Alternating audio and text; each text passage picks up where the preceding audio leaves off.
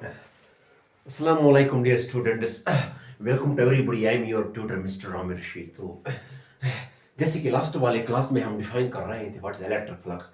Electric flux किसको बोलते हैं? Because for understanding the concept of Gauss law, we need two things: area vector and the flux, right? और तभी हम electric flux, तभी हम गॉस लॉ को अच्छे से अंडरस्टैंड कर सकते हैं जब हम इलेक्ट्रिक फ्लक्स और एरिया वेक्टर को अंडरस्टैंड कर सकते हैं. ठीक है बेटा? अब यहाँ पे देख लो ऐसा. ठीक है बेटा? यहाँ पे देखो. अब जब हमने इलेक्ट्रिक फ्लक्स पढ़ लिया, इलेक्ट्रिक फ्लक्स क्या बोलता है कि किसी क्वांटिटी में से कितना अमाउंट ऑफ मैटर निकल रहा है, कितना फ्लो निकल रहा है, फ्लो कितना निकल रहा है, चाहे वो फ्लो ऑफ इलेक्ट्रिक फील्ड होगा, फ्लो ऑफ वाटर होगा, फ्लो ऑफ मैग्नेटिक फील्ड होगा, तो उसको हम फ्लक्स नाम देते हैं, राइट? ये फ्लक्स पॉजिटिव हो सकता है, नेगेटिव भी हो सकता है, राइट? अगर ये फैल रहा है तो दैट्स कॉल्ड फ्लक्स. ठीक है बेटा?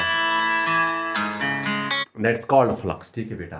अगर ये फैल रहा है, अगर ये डाइव कन्वर्ज हो रहा है, जैसे कि एक पाइप में से पानी निकल रहा है, ये फैल रहा है, इट हैज पॉजिटिव फ्लक्स. अगर ये थोड़ा कम कम हो रहा है तो it's called negative flux, converging and diverging. अब तो चलते हैं आगे और करते हैं discuss what's actually Gauss's law. ठीक है बेटा? Gauss law, this Gauss law, GAUSSES, Gauss law. ठीक है बेटा? गॉसेस लॉ क्या है? Gauss law. Gauss law actually gives us the quantity of the matter, gives us the quantity of the electric field lines that can cross through an area. Or I can say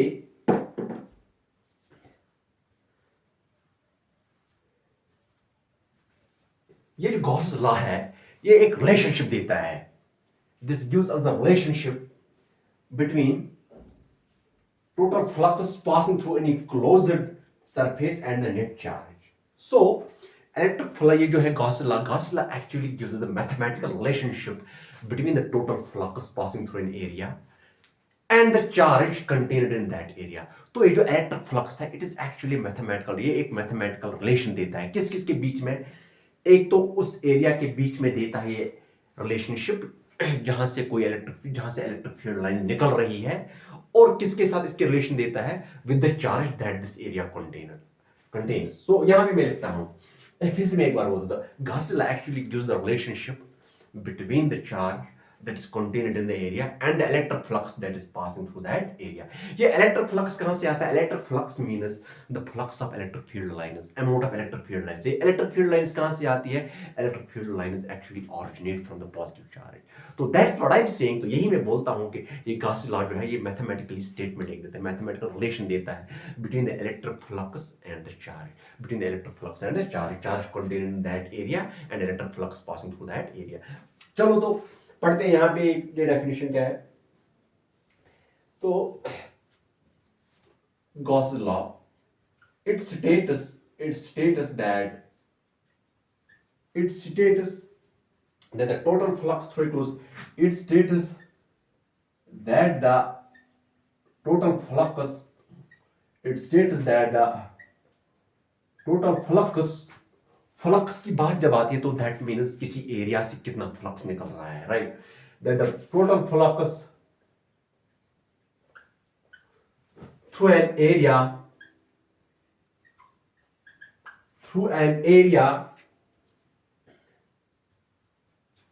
और closed surface, through I will say it is better closed surface हम लिख लेंगे अभी. Through a closed surface, through a closed surface is 1 upon epsilon times charge contained. The net charge is 1 upon epsilon times the net charge enclosed by the area. ठीक है बेटा? En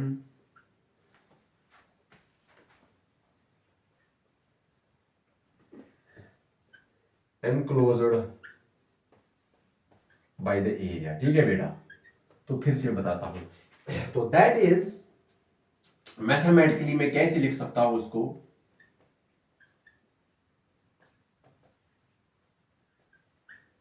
mathematically ये जो flux phi है that is equal to Q upon epsilon naught. तो that means अगर कोई area हम है, अगर हमारे पास कोई एरिया एनक्लोज्ड एरिया है, फॉर एग्जांपल स्फीयर हम ले लेंगे, स्फीयर एक एनक्लोज्ड है ना, तो इससे फ्लक्स कितना निकलेगा, that will be given by this relationship q upon epsilon naught. What is the q? Q is the charge enclosed in the sphere. Q is the total charge contained in the sphere. That is the mathematical relationship of the flux with the charge. ये q क्या है? Q is the charge. तो यहाँ पे अगर हम देख सकते हैं, यहाँ पे एरिया इंक्लूड नहीं हो रहा है. That means the flux through an enclosed surface depends upon the charge. उसमें चार्ज कितना है उसी पे डिपेंड करता है. लेकिन ड्राइव करते समय जब हम गॉस लॉ को ड्राइव करते हैं, ई डॉट डी एस जो हमने पहले वाले क्लास में ड्राइव किया, वहां पे हमें एरिया एलिमेंट को कंसिडर करना पड़ता है, वहां पे हमें उसकी जरूरत पड़ती है. तो लेकिन फाइनली जब फ्लक्स निकालते हैं तो वहां पे सिर्फ किस पे डिपेंड करता है, चार्ज पे. So the statement I can say here the Gauss law is defined as the electric flux, the total electric flux through an enclosed surface is equal to the q upon epsilon naught. वही मैंने लिख लिया 1 upon epsilon mathematics. ठीक है बेटा. अब इसका proof हम देखते हैं कैसे है. अब हम प्रूफ देख रहे हैं. ठीक है बेटा.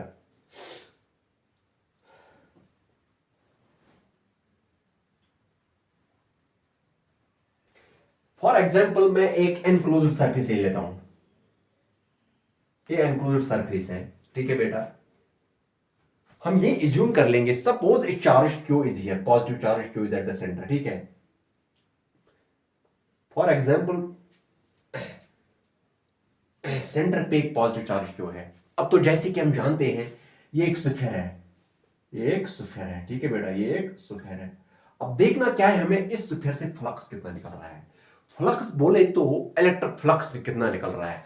Electric flux means electric field lines कितनी निकल रही है इस चार्ज से और कितनी पार हो रहे हैं इस स्फीयर से.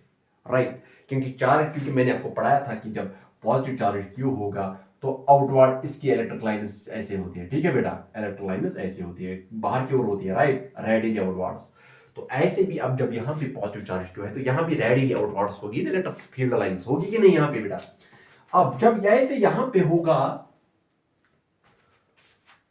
तो देखना क्या है, इस स्फीयर से कितना फ्लक्स निकल रहा है. वाकई में ये क्या क्यू अपॉन एप्सिलॉन नॉट है, समथिंग है ट्रू. तो जैसे कि लास्ट वाले क्लास में हमने फ्लक्स को लिखा कैसे था, phi is equal to E dot D S. What is E? Is the area vector, delta is the E is the electric field and delta is the area vector. Right. अब हम यहां पे एक थोड़ा सा देख लो बेटा, हम यहां पे एक एरिया एलिमेंट ले लेंगे. ये एक एरिया एलिमेंट ले लिया हमने. ठीक है. ये एक एरिया एलिमेंट ले लिया ऐसे. ये एन कैप है इसका. ठीक है बेटा, ये एन कैप है इसका. एन कैप मीन्स यहां पे देखो ये डीएस वेक्टर है, ये डीएस वेक्टर है. तो दैट मीन्स इस एरिया, ये जो एरिया एलिमेंट मैंने ले लिया इसकी भी डायरेक्शन है डीएस वेक्टर और इलेक्ट्रिक फील्ड भी इसी डायरेक्शन में है. डेफिनेटली होगा क्योंकि अगर ये इलेक्ट्रिक, अगर ये पॉजिटिव चार्ज है तो इसका इलेक्ट्रिक फील्ड ऐसे होगा, ऐसे है ना.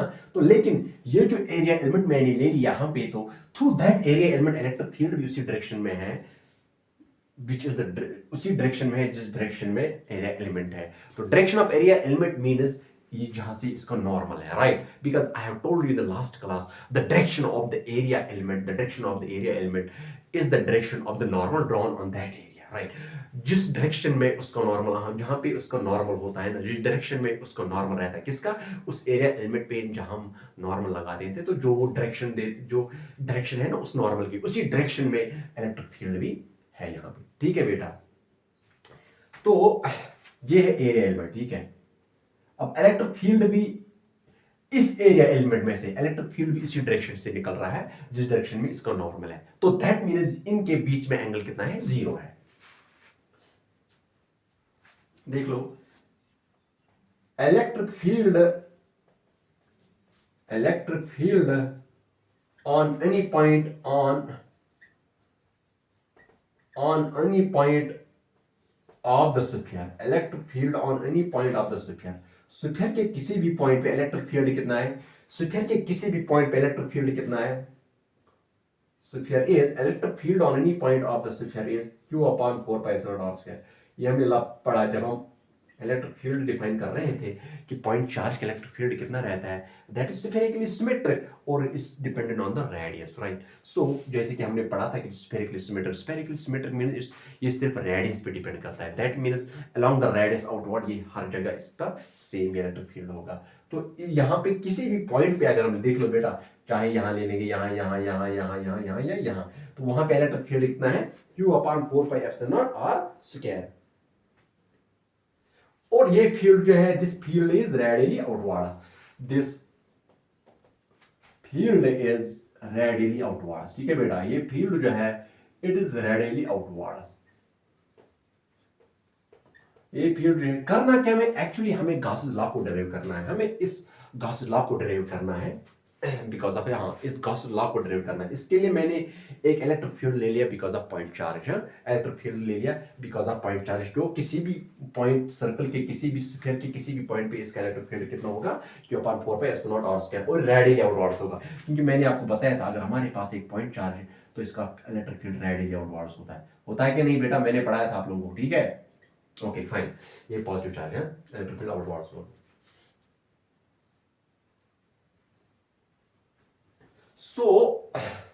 तो यहां पे हम देखते हैं, यहां पे इस पॉइंट पे ये एरिया एलिमेंट ले लिया मैंने, यहां पे आप मुझे एंगल बता दो इस एरिया एलिमेंट और इलेक्ट्रिक फील्ड के बीच में एरिया एलिमेंट क्या है, सॉरी एंगल कितना है, इस इलेक्ट्रिक फील्ड और इस एरिया एलिमेंट के बीच में एंगल कितना है, इस इलेक्ट्रिक फील्ड और इस एरिया एलिमेंट के बीच में एंगल कितना है, that is 0, because area vector भी उसी डायरेक्शन में, इलेक्ट्रिक फील्ड भी उसी डायरेक्शन में है, ठीक है बेटा। is readily outwards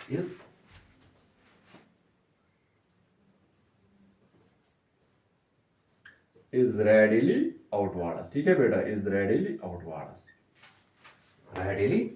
outwards, got it। अब यहां पे देख लो,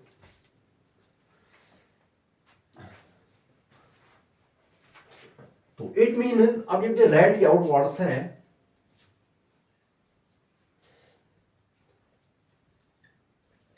एंगल बिटवीन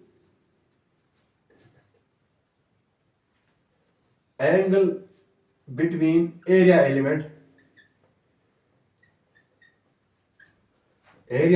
ds, ये जो ds है, and electric field is 0, and electric field is 0, ठीक है बेटा।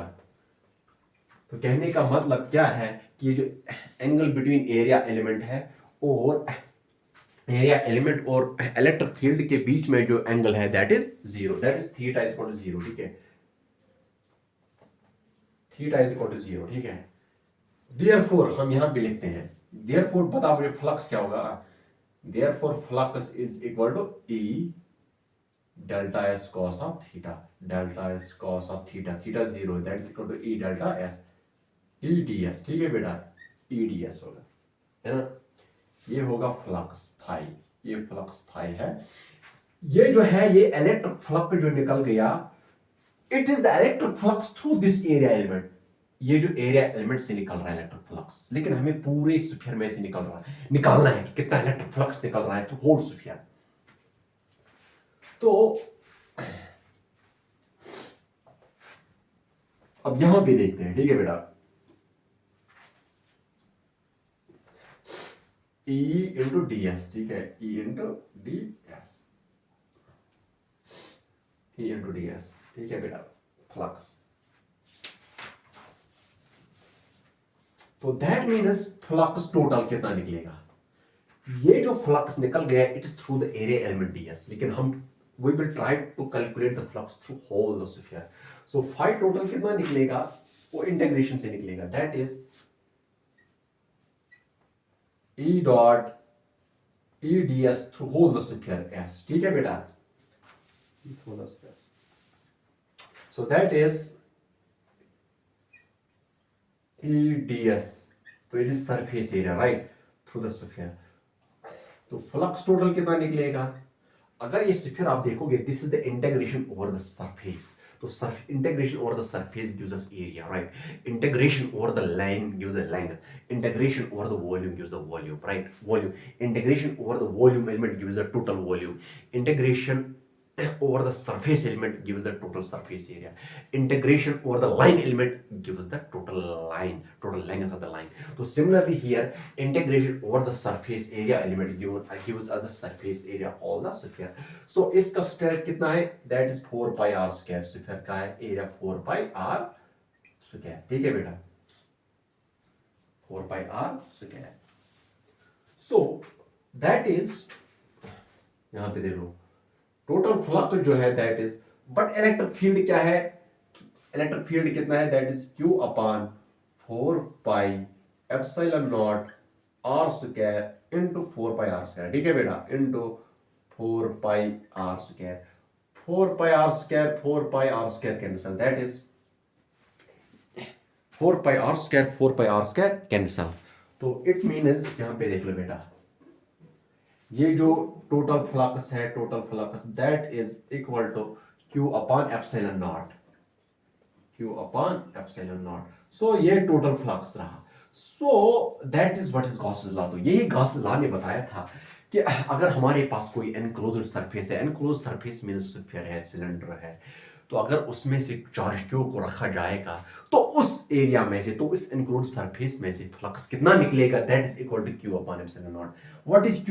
Q is the charge enclosed in that surface, right. अगर इसमें 2Q होगा तो यहाँ पे 2Q अपॉन एप्सिलॉन नॉट होगा. अगर यहाँ पे 5 कॉलम 5Q होगा, 5Q होगा, इस यहाँ इस सेंटर के Q के बजाय Q के बदले में 5Q होगा, तो वहां इस एरिया में से, इस स्फीयर में से फ्लक्स कितना निकलेगा? वो होगा 5Q upon epsilon naught.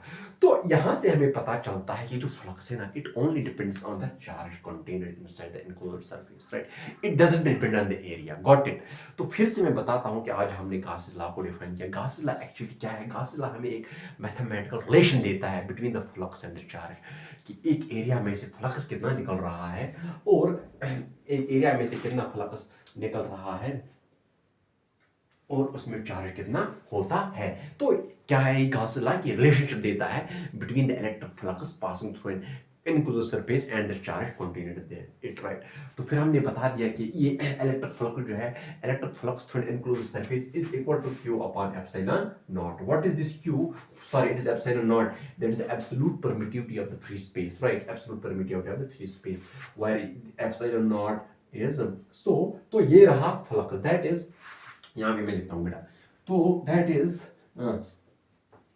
Is total flux कितना है? Q upon epsilon not. Wire Q is the charge, Q is the net charge inside the sphere, Q is net charge inside the sphere. Wire Q is net charge inside the sphere.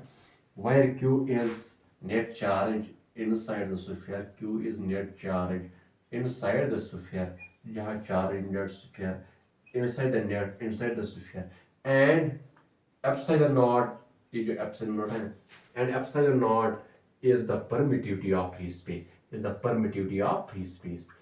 Permittivity is the permittivity of free space. ठीक है बेटा, is the permittivity of free space. Is the permittivity of free space. So ये है, ये जो statement है यहाँ पे. So this is the Gauss's law, right. This is the Gauss's law. ठीक है बेटा. तो इसके कुछ फीचर्स पढ़ते हैं, इस गॉसेस लॉ के हम कुछ फीचर्स पढ़ते हैं. फीचर्स ऑफ गॉसेस लॉ, और then we will wind up the class, right. ये जो गॉसेस लॉ है, पहला ही हम देख सकते हैं, ये जो गॉसेस लॉ का स्टेटमेंट है, which is this Q upon epsilon naught. ये जो गॉसेस लॉ का स्टेटमेंट है, Q upon epsilon naught, we can see that ये जो गॉसेस लॉ है ना, it is only features, points to remember.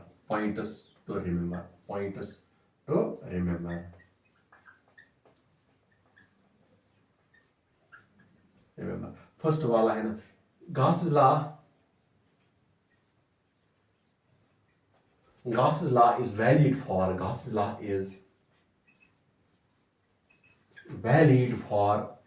closed surfaces. ठीक है बेटा, for closed surfaces. Gauss's law is valid for closed surfaces. ठीक है बेटा, ये जो Gauss's law है, it is valid for closed surfaces.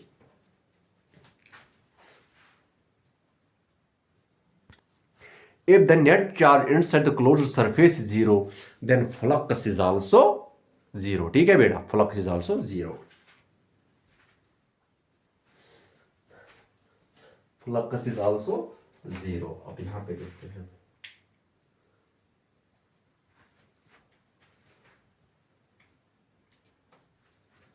Flux is also zero. हाँ.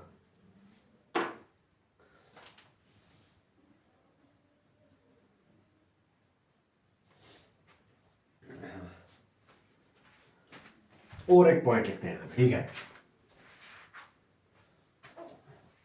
जीरो देख लो यहाँ पे. ये हाँ. ये जो चार्ज क्यू है, third point, the charge Q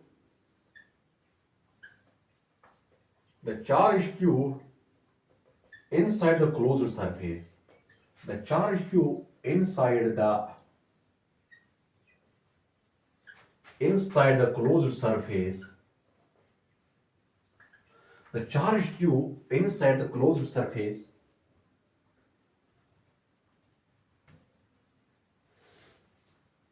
the charge q appearing in the Gauss's law,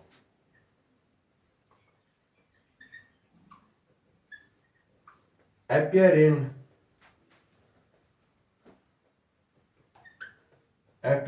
in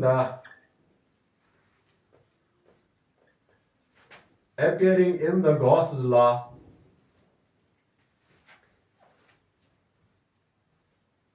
includes sum of all charges. Includes the sum of all charges that are inside the surface.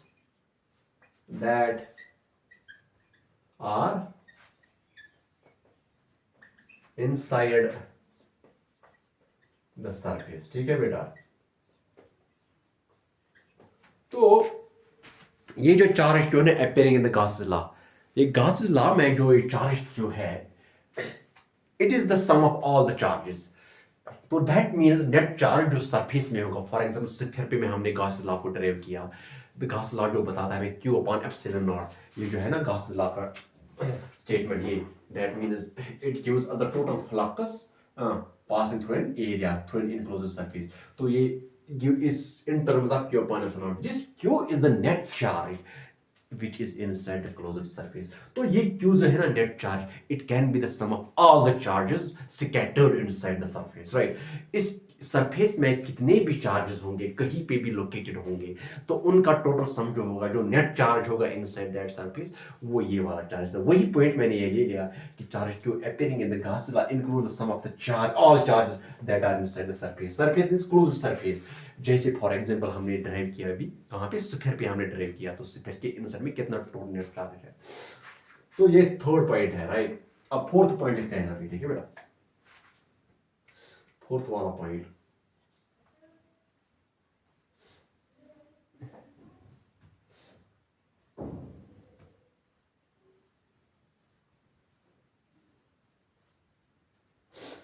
ये जो electric field है,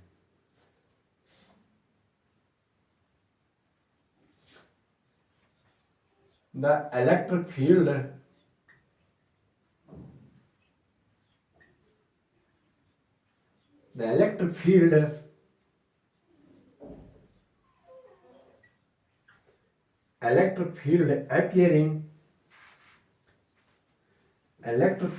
appearing in the Gauss's law, electric field appearing in the Gauss's law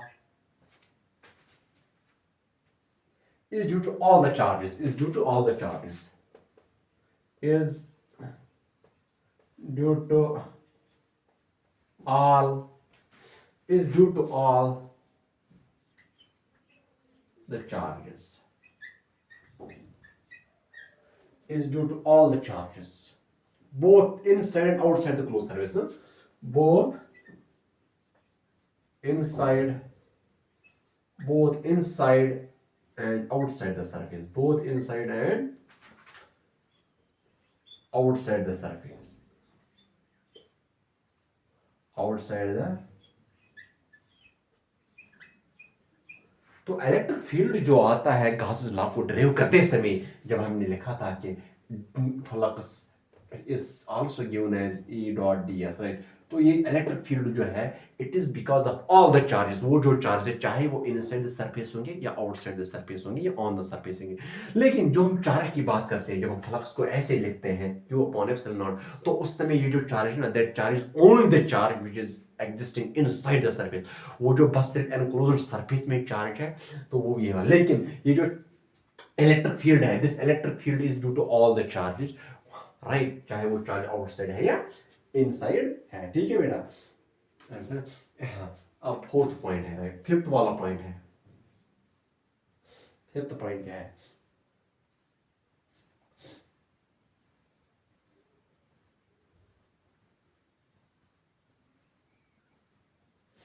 for a medium, for a medium,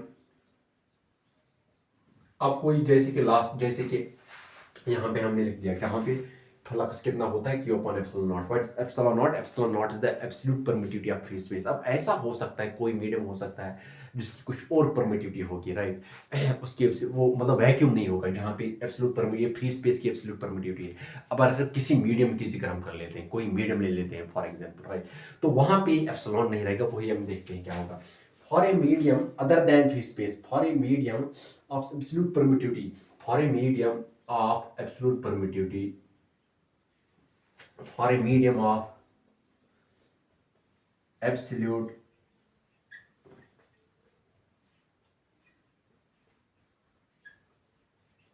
for a medium of absolute permittivity E, right, or dielectric constant E, or dielectric constant K, ठीक है बेटा, और dielectric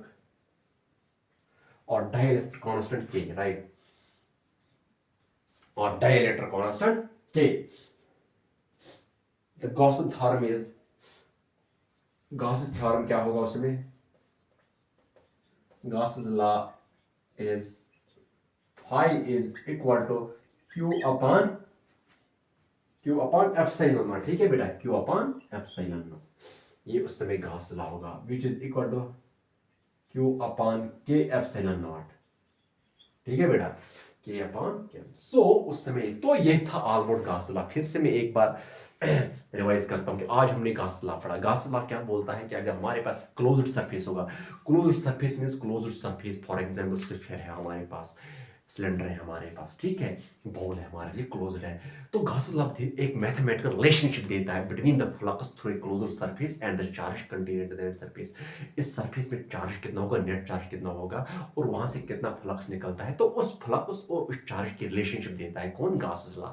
तो हमने फिर Gauss law क्या बोलता है कि if the flux, the total flux through a closed surface is equal to q upon epsilon naught, this is the Gauss law, ठीक है। अब इस Gauss law को हमने कैसे ड्राइव किया? हमने एज्यूम किया एक स्फीयर ले लिया हमने, ठीक है बेटा, हमने एक स्फीयर ऐसे ले लिया, तो हमने इसके सेंटर पे एक चार्ज क्यू ले लिया, फिर हमने एक एरिया एलिमेंट ले लिया, यहाँ पे हमने एक एरिया एलिमेंट ले लिया, उसकी डायरेक्शन क्या थी? ds, और चूंकि हमने बता दिया कि जब एक पॉजिटिव चार्ज होता है उसका जो इलेक्ट्रिक फील्ड होता है वो रेडियल अपवर्ड्स होता है, तो दैट मींस इस एरिया एलिमेंट में भी इलेक्ट्रिक फील्ड इसी डायरेक्शन में होगा, तो दैट मींस इस एरिया एलिमेंट और इलेक्ट्रिक फील्ड के बीच में एंगल कितना है? 0 है। तो जैसे कि फ्लक्स हमने पढ़ा था थ्रू ds, इस स्मॉल एलिमेंट में फ्लक्स कितना होगा? That will be E dot ds, E ds, ठीक है बेटा, क्योंकि डी इनके बीच में एंगल कितना है? 0 है, that means cos 0 is 1 E ds, right. तो फिर हम इस पूरे स्फीयर में से फ्लक्स निकाल देंगे, तो it will be integral of this, क्योंकि जब हमारे पास एक एरिया एलिमेंट होगा, अगर पूरा एरिया हमें निकालना होगा तो हम उसका मतलब इंटीग्रेट करते हैं, ठीक है बेटा, हम उसको इंटीग्रेट करते हैं, तो फिर हम पूरे इस एरिया को इंटीग्रेट करते हैं, and we know that the area of the sphere is 4 pi R square. तो और इस इलेक्ट्रिक फील्ड क्या होता है? Q upon 4 pi epsilon naught R square, ये 4 pi cancel, it is Q upon epsilon naught, और आर स्क्वायर भी cancel, it is epsilon. तो ये रहा Q upon, so that's how we obtain, how we got how we got the Gauss's law in electrostatics. So that was all for today. Let's meet in the next class. Till then, Allah Hafiz. See you soon.